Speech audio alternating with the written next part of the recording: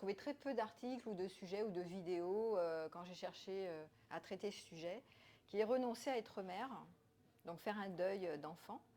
Et notamment, moi je travaille sur la relation amoureuse, et donc j'avais eu envie de générer, renoncer à être mère, notamment quand les échecs amoureux redessinent notre destin.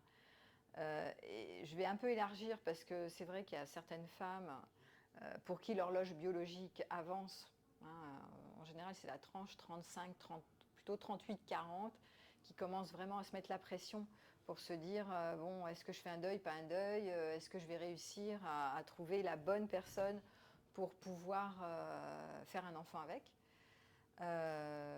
Mais en même temps, il peut y avoir d'autres facteurs que les échecs amoureux.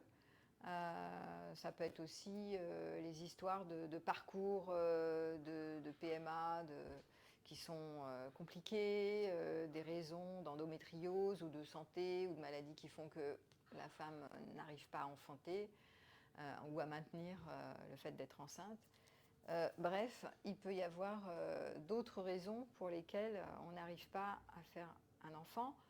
Mais en tout cas, là, je vais voir cette histoire de comment je me mets la pression et comment j'ai du mal. Moi, je vais aborder l'angle de comment j'ai du mal à faire un deuil, notamment quand il m'est imposé, que c'est un deuil subi et pas un deuil choisi. Hein. C'est ça qui est difficile en général. Tant que je décide de ne pas faire d'enfant, c'est quand même plus simple.